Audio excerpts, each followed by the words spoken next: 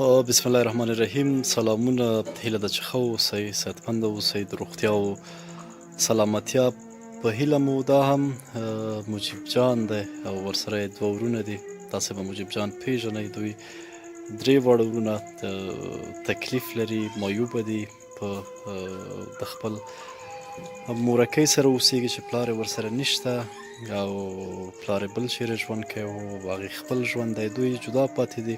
هغه مورکۍ چې یعنې دوی درې واړه معیوبه دي، هغه مورکۍ چې دوی جېګول، ټیټول یا د دوی کالي بدلول دا درانه وي، هغې ته هم سل تکلیفونه پیدا شوي.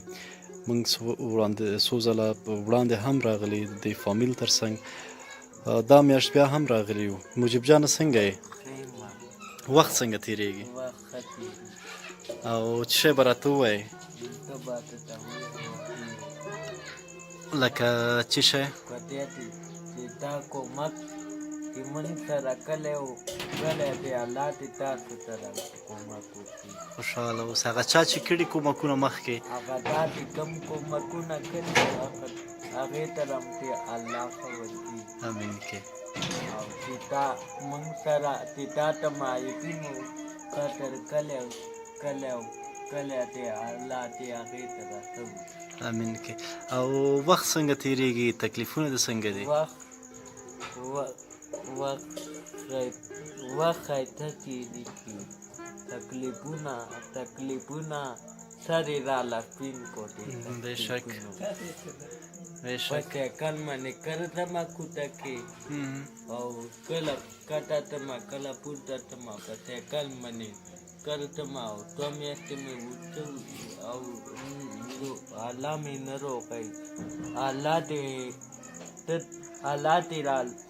خپلې پښې راله الله راکړلی خو الله مې دې وکړ دی په دې خپلو پښو باندې سایکل مې دا دی. دا نور ورونه دې څنګه دي مجیبه؟ دوی څه شی غواړي؟ دوی څه شی وایي؟ دې په پیدا خبرې کوي. څنګه یې ته؟ نوم دې؟ عبید الله. موږ چې رالو ته بیرون وې که نه؟ کور کې دې زړه تنګېږي؟ ښه ښه. او ته څه شی وایې؟ طیب جانه ته څه شی وایې؟ یو څو خبرې موږ سره وکړه.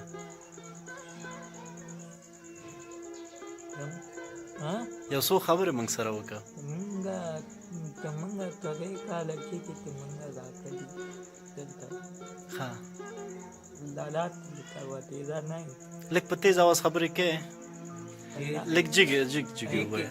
موږ لالات لکه وتېره نه یم. موږ خپلوانو که وتېره یي، لالات لکه موږ تېره نه یم. لالا دې چېرته دی؟ لالا هم نشته دی. نشته دی. نه مونږ پلا شته دی. هېڅوک هم حبیب ورور مرسته کړې د لندن نه، دغه 6,000 افغانۍ دي په دې میاشت کې. دا به زه دوی ته وشمارم. حاجي صاحب دغلته ورته دې رڼا کې لږ وشماره. د حبیب ورور مرسته ده. دا د مجیب جان د خپله کوم مشکلات چې دي د فامیلو، که ځان ته پې دوا کوي، که ځان ته پې هر څه کوي. دغه 1000 دغه 2000 دغه 3000 دغه هم 4000 دغه هم 5000 دغه 6000. داسې لږ رڼا ته که چې هلته تیاره وه. یعنې دا 500 دي د افغانیو. 1000 دغه کېدم 2000 دغه 3000 4000 5000 او دا هم 6000. مجیب جانه دغه 6000 افغانۍ ستاسې د فامیل لپاره، که ځان ته دې پې دوا کوله، او د څه شي دوا غواړې چې وکړې؟ دوایي دنې شربتونه. د څه شي لپاره؟ د کلسیمو شربتونه. د کلسیم شربت. دنې واما چې روغ تمه وګرځمه. بس په دغې به ځان ته دوام وکړي او که تعلیم کوي او فامیل ته د یو شی پې اخلي نو هر څه چې دا ستا حق دی او هغه د چا چې دی هغې ته دعا کوه صحیح دی او خوشحاله اوسئ موږ ته اجازه ده خدای په امان الله دې تاسو دا امین هغه د چا چې دی هغوی ته د خدای جنتونه ورکړي هله د یو شی چې زه هم پکې اضافه کول غواړم دغه ورور د ده په همدغه حالت کې د صبر دا چې دی بندګي هغه د ده اذکار او تسبیح دا د صبر په معنا دي او دغه د بندګۍ هغه د صبر انتها ده چې د خدای دې ټول مسلمانانو ته داسې صبر په هر حالت نصیب کړي چې د خدای لخوا نه کېږي موږ قبول یې بېشک خوشحاله اوسئ مجیبه ښه وخت ولرئ